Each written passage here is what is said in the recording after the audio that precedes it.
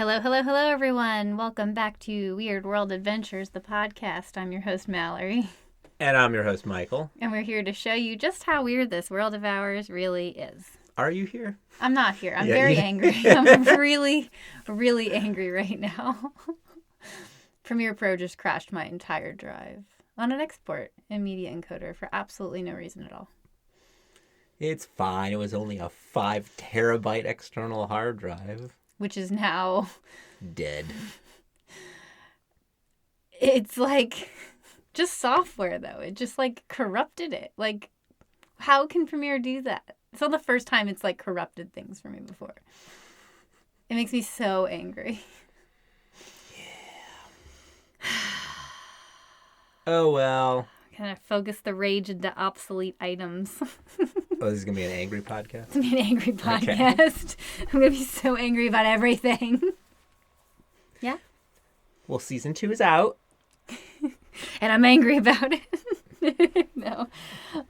Yeah, Weird World Adventure Season 2 is out. You can watch it now on Prime Video. And you can hopefully watch it soon on Roku. We're still waiting for it to upload on Roku. But it is on Prime Video. You should definitely check it out. And we just saw that it looks like it might be coming to Apple TV. It's exciting. It's really exciting. Right now they're making the listings for all of the English-speaking international markets for Apple TV, which is great.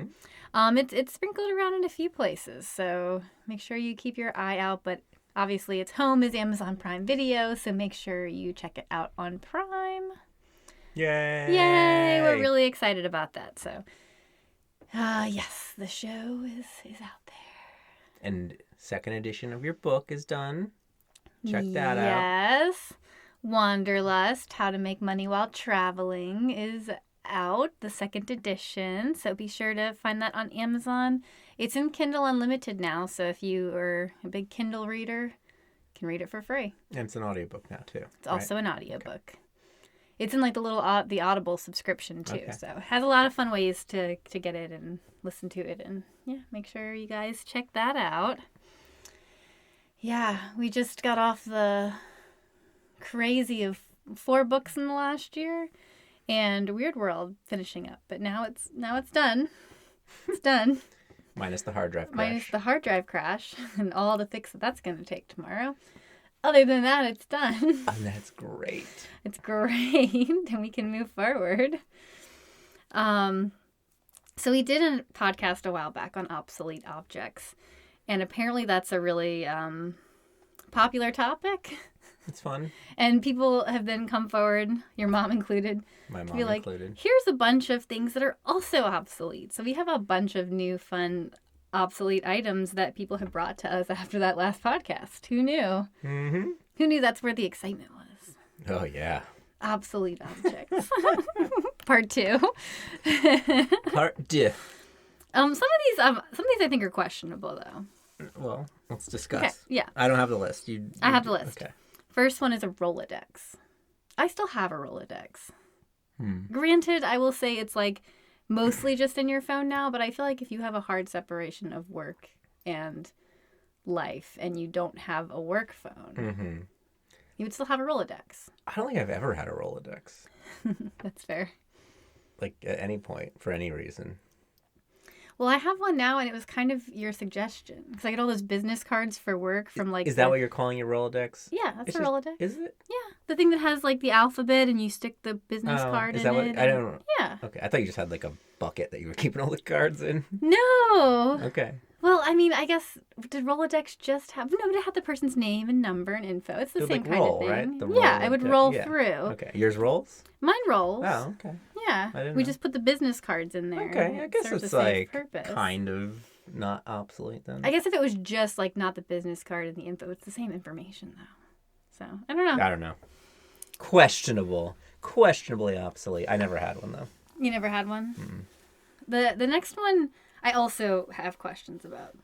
The phone booth? There's still phone booths out there. Gimmicky phone booths. But not for their function. I think some of them function. Okay, but I mean, They're obsolete in the same way that we talked about typewriters last time, right? There's still typewriters in existence, but it's not like anyone would like, oh, I better write my book on this typewriter. Right. That's fair. Okay. Yeah, but like... No one's going to a phone booth to make a phone call, right? I definitely saw a phone booth in Buenos Aires. But I mean, I guess you're not really... Well, they might... Everyone has a cell phone. Who the hell's going into a phone booth? Maybe it serves the purpose as like the emergency phones in Vegas in the desert on the side of the road when you're like, oh no, my phone died and I need an emergency phone. Do they have those? Yeah. Oh. When you drive like in the middle of nowhere desert between like LA and Vegas at least. Every X amount of miles. Yeah, how far apart are they? Oh, I don't know. But there's an emergency phone. What would be like the furthest you could be from one, you know? Oh, like, if you like broke down the middle of two. Emergency phone. Yeah. Phone booth. Yeah, I don't know. Let's see. How far apart are they? Emergency help points, such as blue light phones on campus or in parking garages, are often spaced within line of sight, typically in 100 yards. Yeah, but that's not the Vegas ones. I need the... those. I remember those in college. Now I need to see, let's see. Emergency phones. I swear. I used to pass by them all the time. They're obsolete? I'm going to have to get back to emergencies? you. I know. Yeah. I'm going to have to get back to you. I don't know how far apart they are. It's questionable how far apart they are. Be on the edges of their seats waiting for that update. I know how far apart they are. Okay. Phone booths just seem like they're for nostalgia. Yeah, I'll give you nostalgia. Okay, like they're like good decoration at Disney. But I mean, a lot of this stuff would be, right? Yeah. Okay. Good decoration at Epcot. It's true. International calling cards. Well, yeah, everyone has a cell phone. Right. Well, I will say, as someone that travels a lot. Well, do you?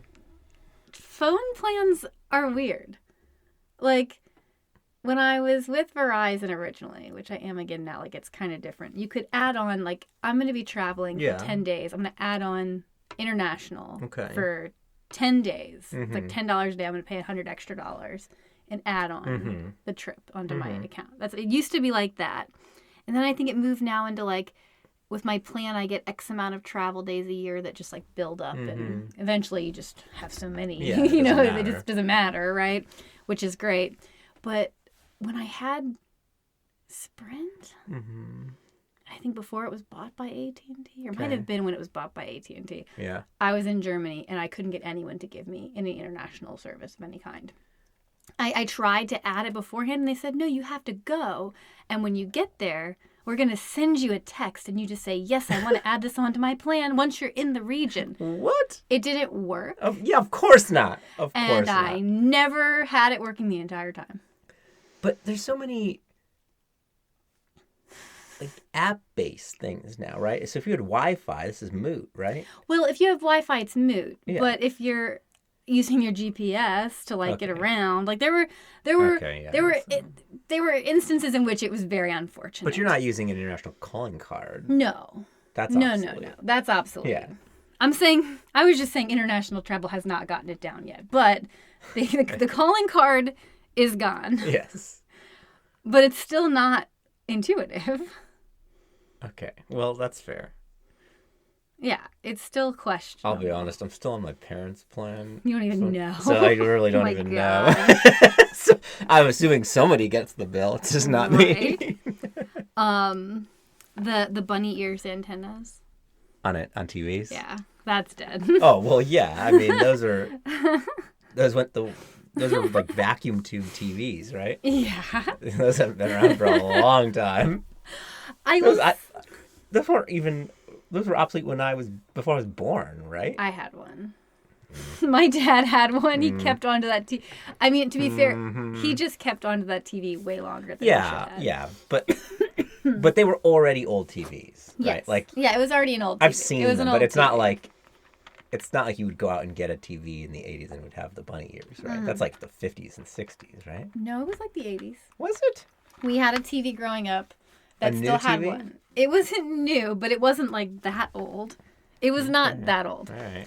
And as a fun story, when my parents first separated, or like ish, my dad lived in this condo, and I was like 5, 6, maybe 4, 5, 6, 7 when he lived there. Okay. And somewhere in that time frame, he would go out on a lot of dates, like on the weekend, and he would leave me and my sister. And my sister was a teenager and super angsty and like did not want anything to do with me. And the rule was, I don't blame her. She got to be downstairs with the TV that had cable. Nice. And I had to be upstairs with the TV that didn't have cable. With the bunny ear TV? With the bunny ear. Nice. Didn't have cable, right? So what would you do with it? Well, I watched Walker, Texas Ranger. Nice. That was what I did. Nice. So the only thing I could find that was on that I would like enjoy watching was Walker, Texas Ranger. So I'm like 6 years old. I noticed you used the word enjoy. As a 6-year-old, it was fascinating. I watched that show all the time. He died. I know. Recently. That's why it came to mind. It like ruins all the Chuck Norris jokes. Like he's supposed to be invulnerable and now he's dead. So sad. I really loved Chuck Norris when I was like 6. I'd watch Walker, Texas Ranger upstairs every night. What a childhood. I know. There was also... So Chuck Norris was your babysitter? Yeah, exactly. While your dad's out dating? Yeah, exactly. Great. And there was like a weird vent on the bottom. It was like on the upstairs floor. Okay. That just looked down into the downstairs. Like, it wasn't a real vent, right? It was just like... Just a hole. A hole. But it was like a vent hole and a vent hole. Okay. And I could look down and see my sister downstairs. Yeah. And I used to, like, take pennies and try to, like, drop them on her head because I was really angry that she had me upstairs. I don't know why she'd want to hang out with you. She did way worse to me. So did I. It's fine.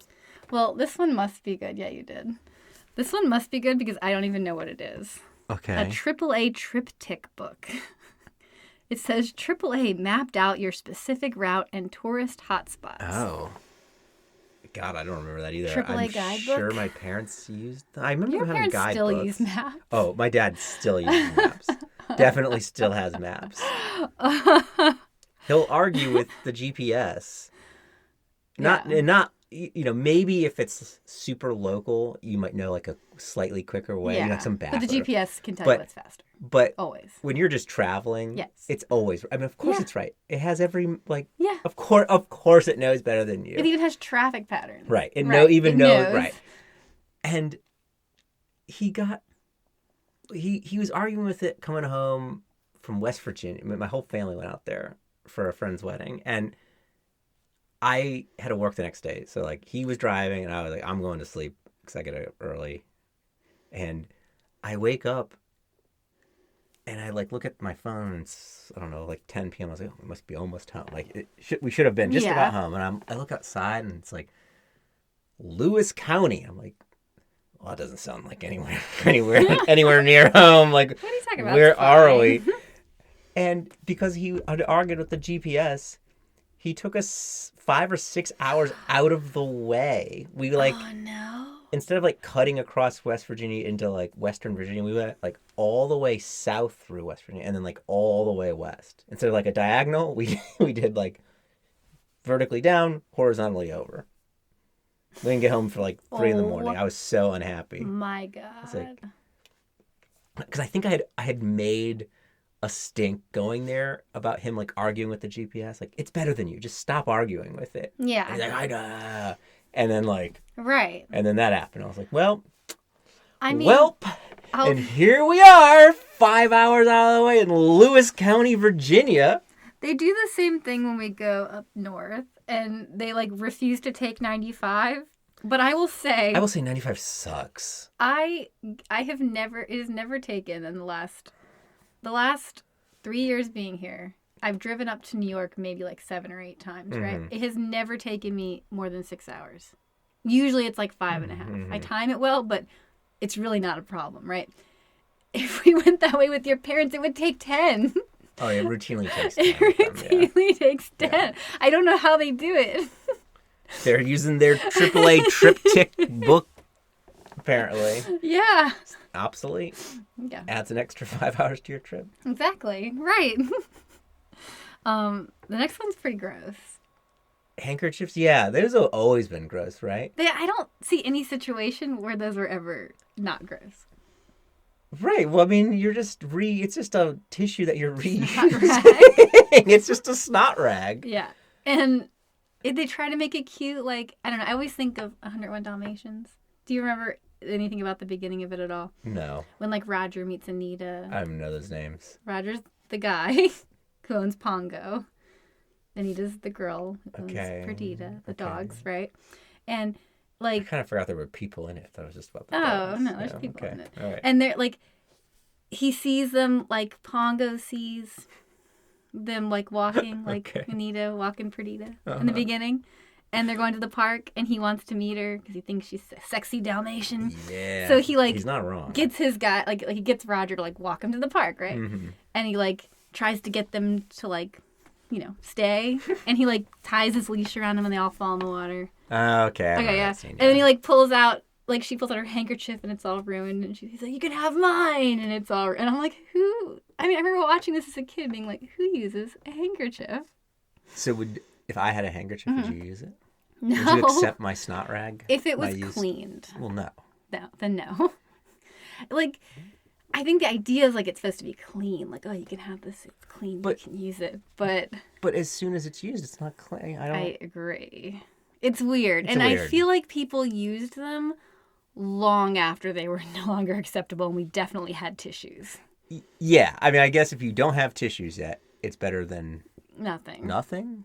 Maybe. But we definitely had tissues when people were using handkerchiefs. And, like, now they're kind of, like, used for style sometimes.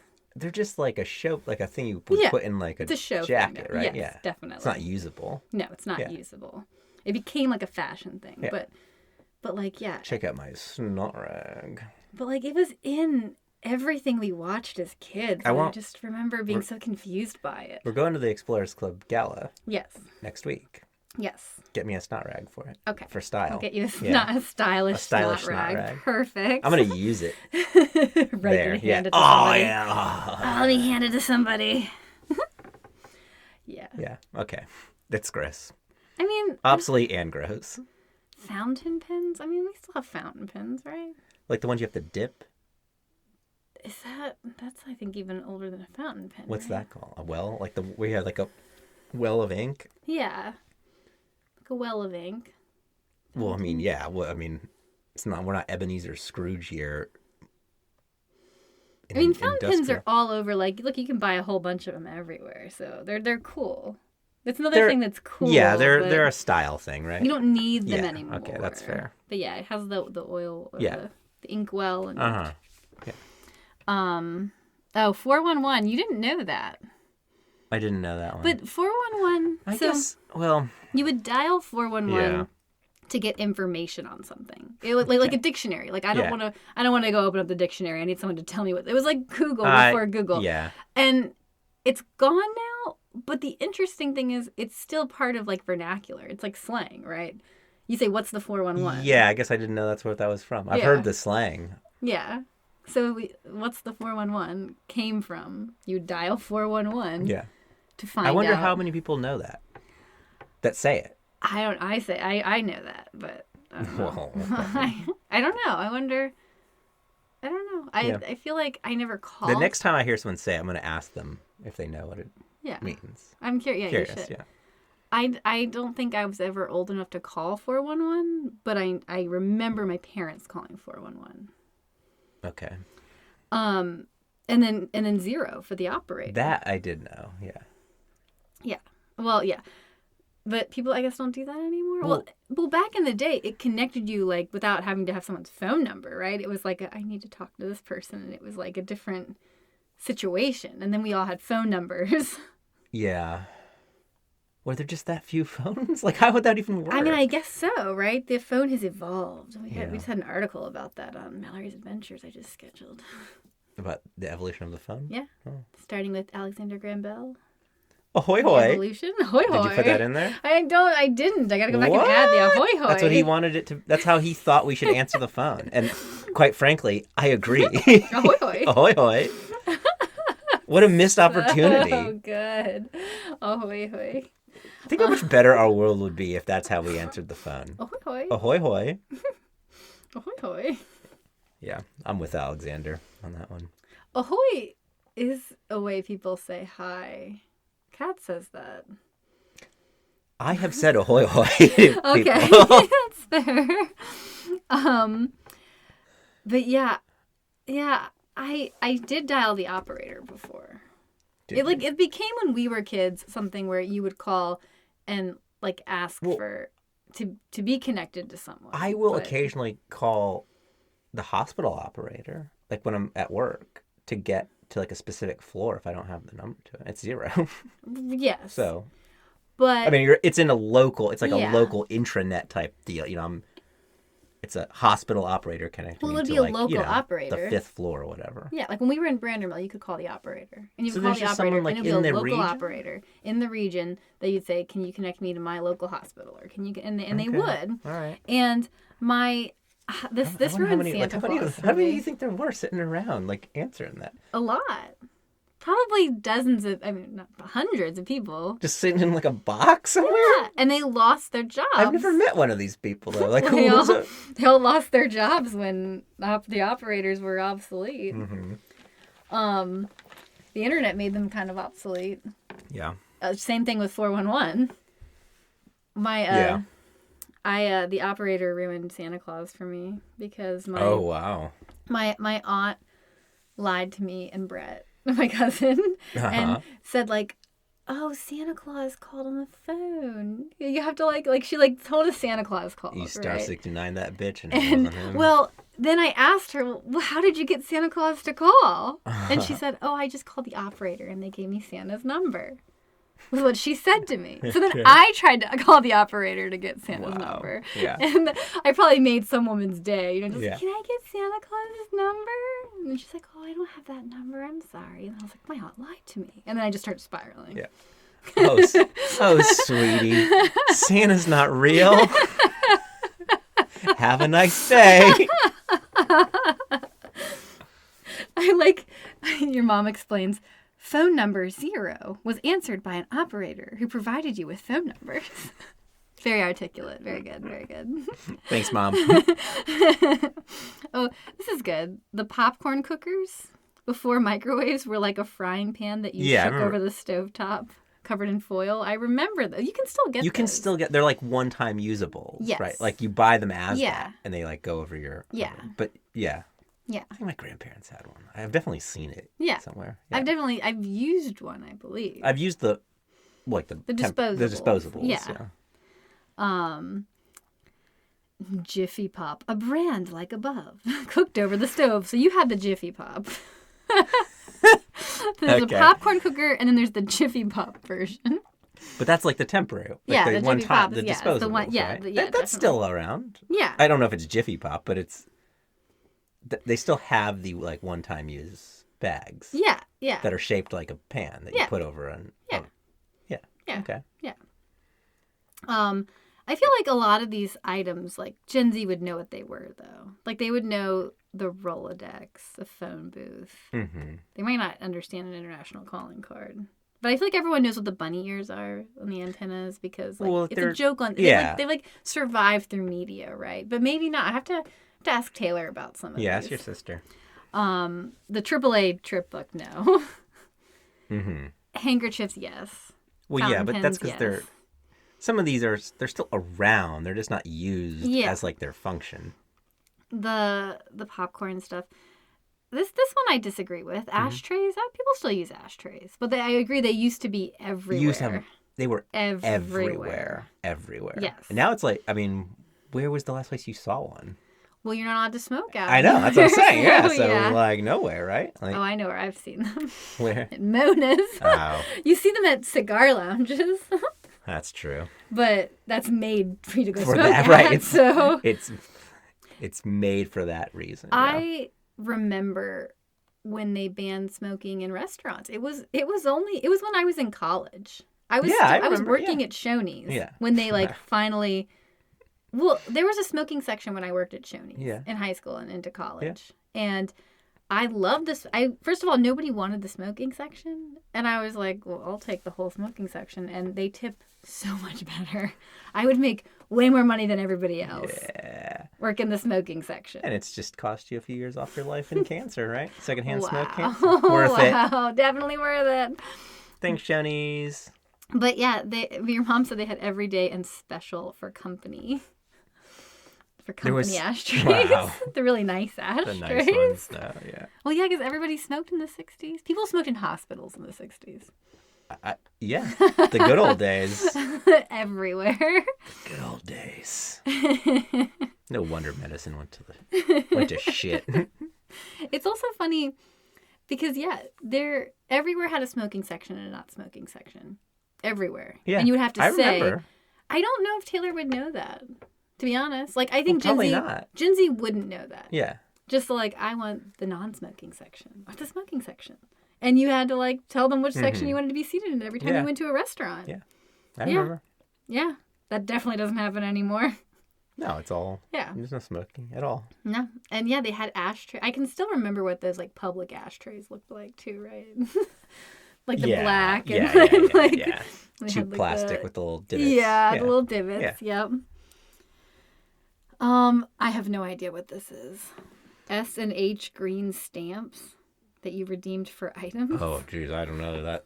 I don't know that either. In the world. Very obsolete. Very obsolete. S&H Green Stamps. S&H Green Stamps were a popular 20th century loyalty program peaking in the 60s, where shoppers collected adhesive stamps from retailers, primarily in supermarkets and gas stations. I don't to paste in books and redeem for household goods. Never heard of that before, ever. Grocery stores and gas stations purchased stamps from Sperry and Hutchinson and gave them to customers based on the total purchase amount. Weird. 1 stamp per 10 cents or 10 stamps per $1. And you could redeem them for stuff. Shoppers would lick and stick the stamps in a 24-page booklet. A full book typically held 1,200 stamps. What would you get for 1,200 stamps? Filled books were traded in for merchandise at S&H redemption centers or via the Idea Book catalog. I want to know what you could get. It said it was like a pre-internet retailer offering with huge variety of things, often called a wish book.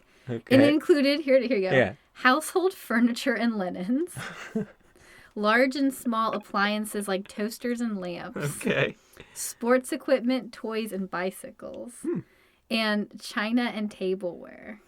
Interesting. The program's popularity faded by the 1980s as consumers favored credit card rewards and other loyalty programs. Wow, credit cards killed it. Wow. Yeah, I guess that makes sense. It moved to a digital model, S&H Green Points, in the late 1990s. I don't remember that either. While physical stores closed, the company still exists. Really? And it has occasionally revived its brand with incentives like the Route 66 Centennial Project. Weird. Old, unused physical stamps are still considered valid for redemption for digital green points by the company. Wow. Today, old stamp booklets and memorabilia are popular items sold on eBay. Wow. I'm going to buy some on eBay and like redeem it for like a toaster. I need a new toaster. I want this. I wonder if there's any like, I wonder like how much they are on eBay. I know, now like, I have to see. Is there like the opportunity for some arbitrage there? Like you can get the stamp books cheaper than the item would cost and buy the stamp books. You know, like I'm going to spend $20. I'm going to get $20 with these stamp books and then trade them in for a $30 toaster. Maybe just there hasn't been enough people around to equalize the market. You got to check it out. There might be an opportunity for some arbitrage there. Oh my God. I'm going to be an S&H Green Stamp millionaire. Yeah. Oh man, good stuff. Well. Speaking of, I don't remember if we talked about this last time, but I have to bring it up now that we talked about the stamps. Okay. I know we've personally talked about it, but I don't know if we talked about it on the podcast. Okay. The little coupon machines at the grocery store. Like you'd pull out? Yes. Oh, yeah. Gen Z would never know what those were. You'd pull them out, and then you'd wait, and then it would like, bzzz, they'd come back out, right? Like, yeah. Man, that was how I used to be entertained at the grocery store. My I feel mom like- would take me there. I feel like that was their primary function. Definitely. Not being used as coupons. Definitely. But there to entertain your little shitty kid who Yes. needs something to do while you grocery shop. Definitely. Right? I would run down those aisles and snatch Yeah, I would this one. I would just have snatch this one, dozens and dozens snatch, and dozens of them. Yes. Right. That was like what made going to the grocery store with mom Tolerable, Like, tolerable. right, yeah. Exactly. Yeah, definitely. Definitely. And I guarantee you, like, Taylor's generation, Gen Z, would have no idea what that was. That is completely outdated and gone. Yeah, I guess that's true. There's, like, nothing like that anymore. Just like those S&H Green Stamps. Those still exist, apparently.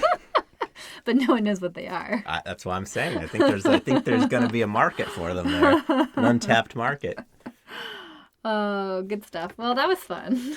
All right. I'm only semi-angry now. Yeah, well, I'm going to go to bed. The amount of time I wasted. You get to go ahead and fix your drive. It's fine. The season's available. Please watch it.